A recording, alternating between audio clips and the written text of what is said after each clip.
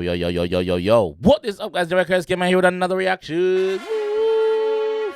Welcome back to the second reaction channel, guys. Welcome back to the second channel. If you don't mind dropping a sub on this one, let's get to 1,000. We're trying to get to 1,000, okay?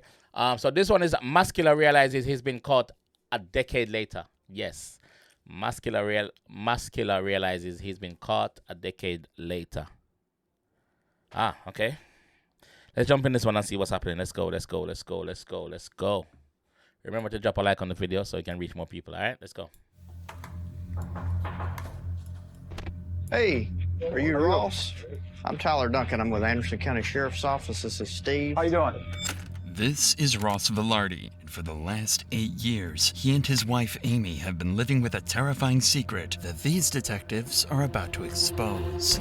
I got assigned the case about the homicide that happened in Pendleton in 2015. We'd like to talk to you. Amy's parents, Mike and Kathy, as well as Amy's grandmothers, Barbara and Violet, were brutally murdered inside their own home in 2015, leaving I bet it's got to do something with money. I bet insurance, I bet you. Police with the grueling task of solving a quadruple homicide. Wow. As family members, we want answers.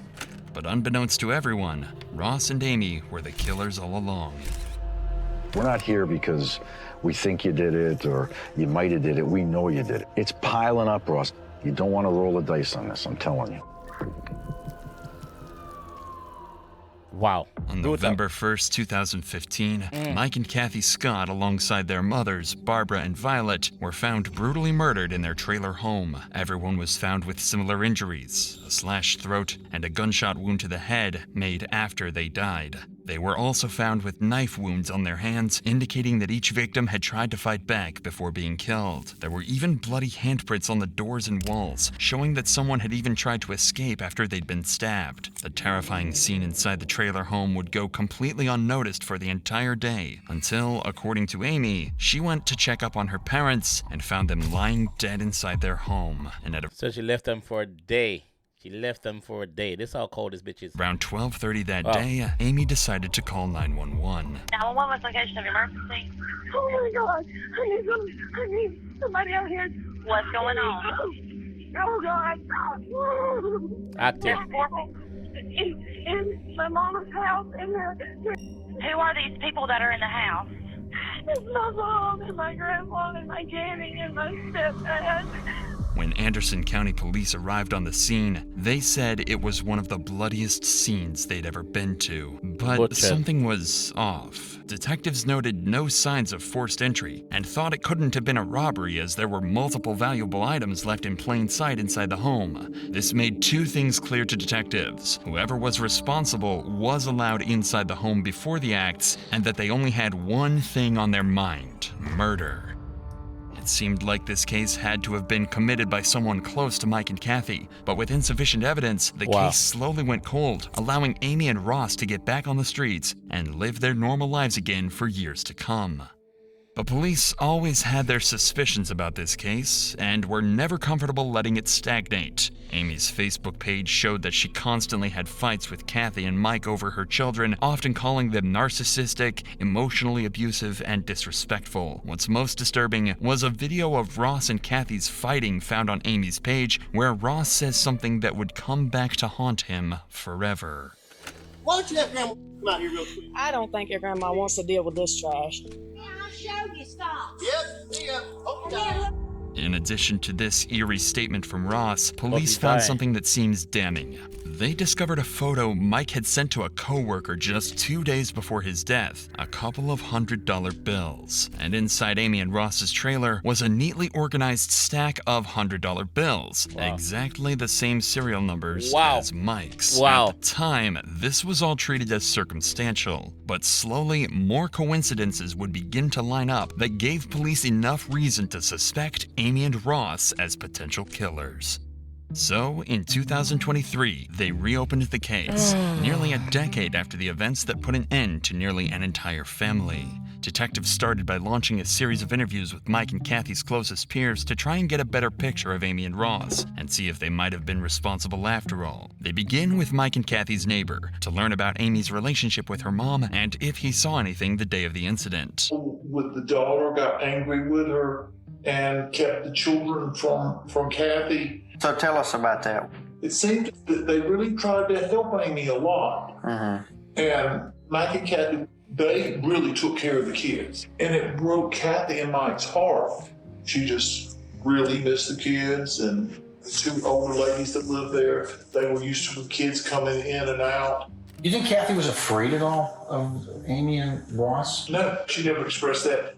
But it was always the talk of the area that Mike would go to flea markets and he would get some kind of video games that he collected. There was a good resale market for them, and that he would buy any old jewelry that had some gold in it. It was always a rumor that he kept a lot of cash and gold stuff around. Not only did Mike collect jewelry and other rare memorabilia, but it was well known in the community that Mike always had a large sum of cash with him because he feared putting money into the banking system. This made Mike a large target, especially amongst those who knew him well. I think you got to be one sick puppy and go in there and kill two helpless old women. The thoughts that somebody came in and killed those people, I still have nightmares about that. This tells detectives that the murder could have been done for financial reasons, especially since this fact wasn't a secret at all. Couple this with the fact that Mike's money was currently sitting safely inside Ross and Amy's safe at home. Wonder why. A picture is starting to form of what might have actually happened that night. But still, nothing is certain at all, and police next head to Roxy Voorhees, an ex-employee of Amy and Ross's, who worked at their pet grooming business during the months leading up to the crime. Roxy had spoken to Amy almost every day for months before the incident, so if anyone had some information to give, it'd be her. And they were exactly right. What they found was so sinister, it blew the case wide open. Ross had made a joke and said, do you want me to It was a joke at the time. Right. Then later I was like, holy, I'm glad I didn't say yeah. It's Amy, right? What was your job there? A bather. And I was learning in the process of grooming. When you worked for the shop, you said they were just getting started, so they weren't very successful yet. They appeared that they were fine. Okay. But then I would hear arguments of them, and a lot of it was money related. When I started working for her, I seen Kathy and Mike at the grooming shop. I was in the back grooming, so I didn't hear everything that was going on, but it was something to do with money. Okay. Throughout working there, she Money. always tell me about money. How she was treated growing up and all of that. What kind of stuff would she say about how she was treated? She told me that she was always a daddy's girl, and she said her dad had he was working on a car and it crushed him, and he was placed in the hospital. And her mom decided to pull the plug. She always hated her mom for that. Detectives learned that their grooming business wasn't as successful as they claimed it was. Based on bank records collected by police, Amy and Ross's proven income in 2013 was $25,622. However, in 2014, Ross spent $14,200 on a Ram truck, $5,700 on a Mustang, $10,000 on a Harley FXE, and another $5,000 on a Harley XL. Close to $35,000 on luxury purchases, he's but an income of just $25,000. Yeah. With these poor financial decisions, the couple needed money, and they needed it badly. In 2014, their business fell short, making just over $3,000 for the entire year. Things were bad, and they were on the brink of bankruptcy. So when the cops found $67,000 in cash hidden in their home, they knew something seriously strange was going on. Ross claims that he'd been saving the money for years, but detectives don't buy it at all. They're certain that, at a minimum, Ross and Amy had to have stolen from the house on the day of the murders. But to some extent, this was all known about 8 years ago, and it's still all circumstantial. For all the cops detectives knew Amy could have noticed the dead bodies in the trailer and grabbed the cash out of desperation before calling the police. So there had to be something that set this investigation apart from the one back in 2015. However, this case would take a complete 180 after detectives would find their most blatant, crucial piece of evidence yet. Shoes. When going through all the CCTV cameras throughout the town on the day of the murders, police found footage of Ross walking out of a gas station that night. Nothing is suspect at first, until you look a little closer. The shoes he's wearing are Asics Gel Speedstar 5s, a model whose sole design just so happens to perfectly match the bloody footprints that were found inside the trailer. And this claim was even confirmed by the shoe company themselves, and the pattern is unique to this specific model, making it clear to detectives that Ross Velarde is a cold-blooded killer. Wow. All the evidence had come together. The abundance of cash in Ross and Amy's home, Mike's $100 bills in Ross's safe, identical shoes to the killer, and an ugly past with Mike and Kathy. Police now believe they have everything they need to charge Ross and Amy with the murders. So, on December 11th, 2023, they decide to confront Ross and Amy at their new home to finally uncover the truth about that night 7-8 years and later. for all. 7-8 years later. Hey, are you Ross? I'm Tyler Duncan. I'm with Anderson County Sheriff's Office. This is Steve. How you doing? How's it going? I got assigned the case about the homicide that happened in Pendleton in 2015. Okay. Is Amy here? She here. So since she's the one that called 911, I think you were there also. We'd like to talk to you. If you want to come on out, we'll talk to you, and then we can talk to her. Can you describe, I guess, your relationship with Mike and Kathy? I had a good relationship with Kathy. My relationship with Mike was really great, actually. It kind of turned sideways a little bit July 4th. So I think y'all had got married that year, is that right? Correct. In 2015? Yes, October 24th. The 24th. That would have been, what, about a week or so before? Yep. The last time that I saw Mike and Kathy was before Amy and I left to come down that Halloween. We had just gotten back from my mom and dad's. She went to knock on the back door, kind of just like was already cracked open or something like that. And that's when she apparently found the scene that she found. She went bolting back out of the house. I think she called 911 before she called me, if I remember correctly. So you didn't go over to the other trailer? No. Over to Mike and Kathy's trailer? Correct. I never went in that trailer that day. So after you last seen them, you never went in their place again? Correct. Correct, yeah. The detectives are baiting Ross into a trap, as they know based on the footprints that Ross did without a doubt step into the house on the night of the murders. Later on, they'll be able to confront Ross about these blatant lies in hopes they can shock him into a complete confession. There was a couple things that kind of were red flags, but I don't know if they have anything to do with this or not. Mike bought and sold a lot of items, and some of the people that he was buying from were pretty shady sometimes. So that's another kind of red flag that I had as I was trying to just replay like events leading up to the homicide. Should I have seen something? We're just starting out with this. If you were us, what would you do? What do you think happened there, Ross? He's the first gentleman that's asked me that. TV shows that I watch always say, follow the money. And you find out where the real motives are. Follow the money. You got all the money, 67,000 to be exact. Same serial numbers. You dickhead. Follow the money. Dickhead. And you find out where the real motives are. Ross is unknowingly digging himself into an even deeper hole. When the money is traced, it leads right back to his and Amy's pockets. But there's only so much Ross can do. The police aren't telling him that he's their main suspect, so all he can do is keep on lying, devastatingly unaware that they've already unraveled his entire scheme. They destroyed our business. From January to when this happened, I made just shy of $100,000 with our mobile grooming business. As soon as this happened, with all the media coverage, all of that went away because of this. And you said you had a large amount of money in your single wide. Is that where the money came from? The money that was in our single wide in my safe, about $80,000. That was literally the life savings between Amy and myself. The detectives know Ross is lying through his teeth, but for the sake of having a civil conversation with Amy, they'll hold off on confronting and accusing Ross until after their talk with Amy. Just shovel the bullshit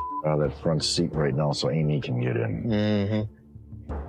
He's the victim, you know. Oh, I got that very quickly. But follow the money. Follow the money. Follow the money. Okay. You could tell that he's... Yeah, I saw him.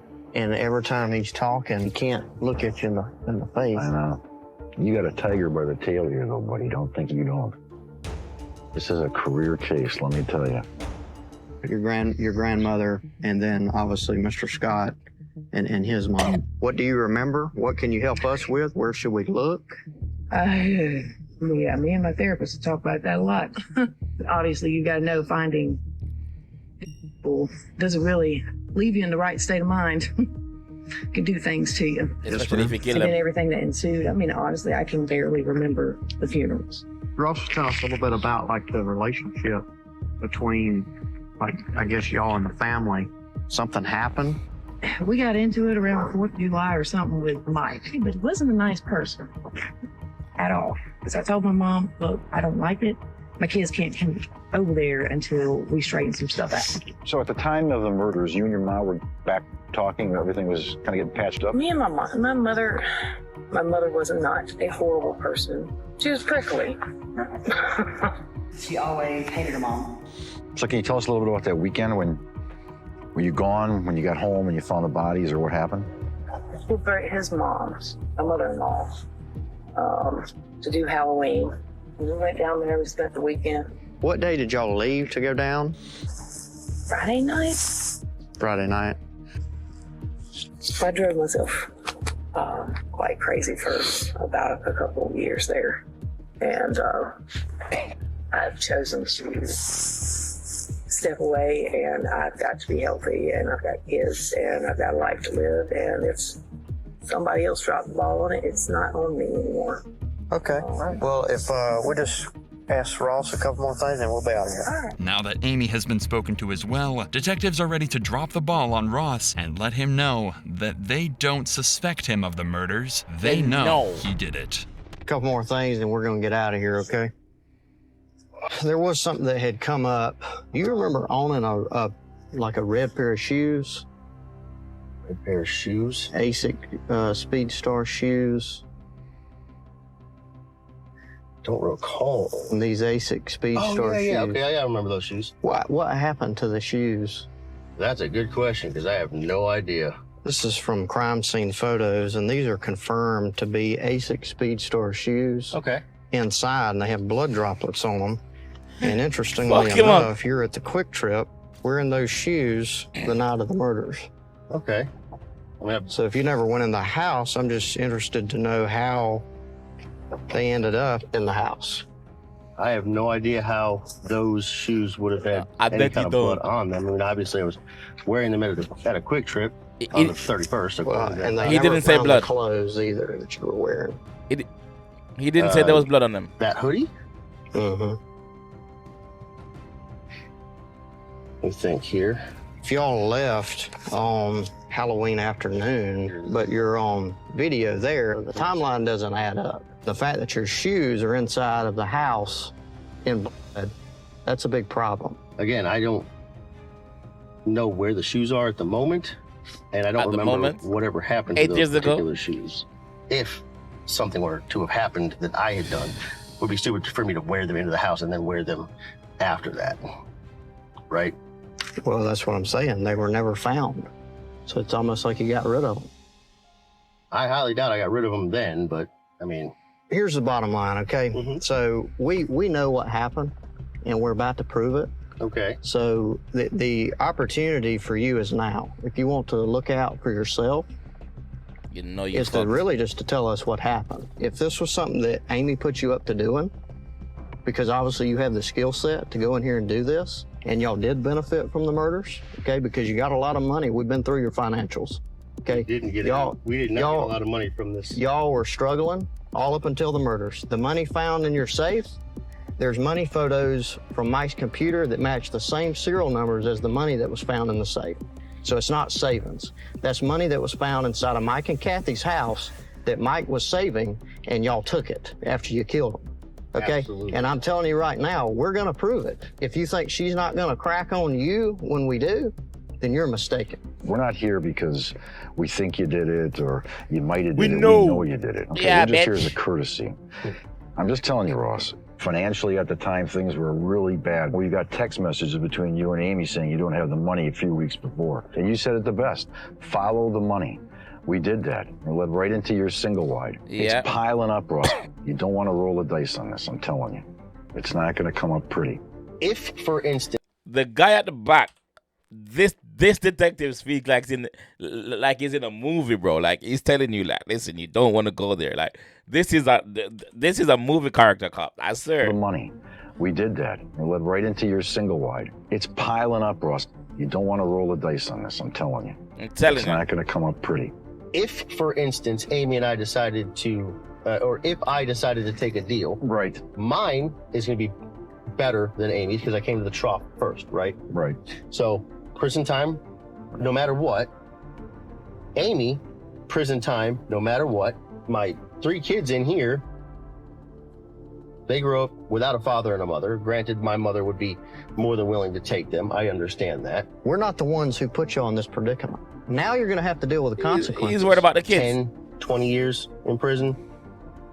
That's best case minimum scenario, I would imagine, right? You killed It's 3 better people, than bro. the rest of your life or death, isn't it? I mean, it might as well be one of those two. By the time I get out, my kids aren't going to know who the I am. I mean, the other option is I probably need to talk to a lawyer at this juncture here. All right, Ross. You're free to I go. respect that. Okay. All right? Yep. 4 days after these interviews, Amy and Ross were arrested in Pendleton, South Carolina, and were charged with the 4 brutal murders of Kathy Scott, Mike Scott, Barbara Scott, and Violet Taylor. The 2 are being held in prison without bond while they're tried in court. The couple's next court appearance is set for later this year, where they'll meet their true fate in the hands of a judge.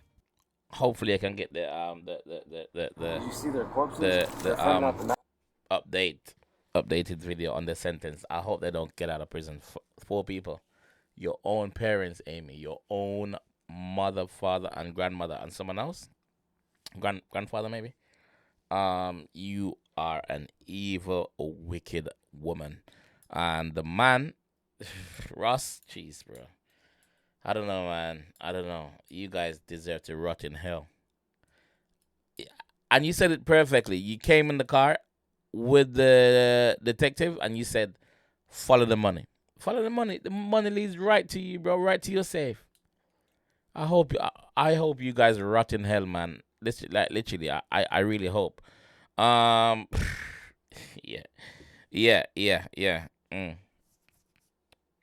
Let me know what you guys think about this one in the comment section, and I'll be down there reading, man.